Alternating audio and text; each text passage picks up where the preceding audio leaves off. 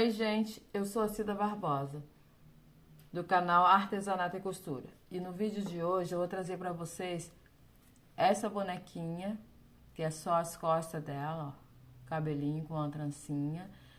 E você pode fazer como chaveiro, ou você pode fazer ela assim, sem cabelinho, simples, só com imã de geladeira para colocar na geladeira. Ou assim, você pode pendurar também, ó. Eu coloquei isso daqui, você pode pendurar também como um enfeite. Essa daqui é só com uma trancinha.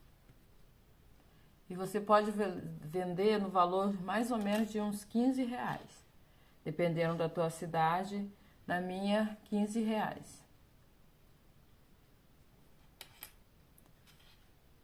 Deixe o seu like, se inscreva no canal, ative o sininho e compartilhe. Vamos para o vídeo.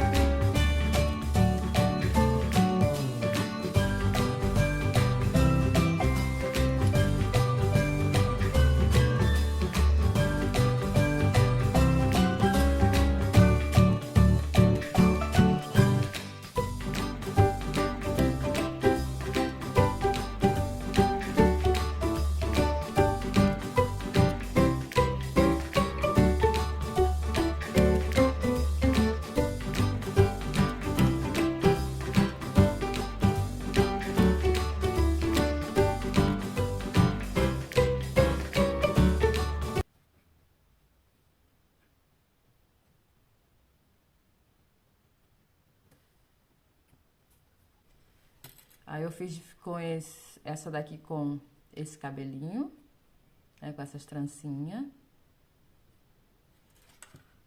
Essa daqui só com uma trancinha. E esse foi o vídeo de hoje. Até o próximo vídeo. E essa daqui Tchau. sem nenhuma trancinha, simples.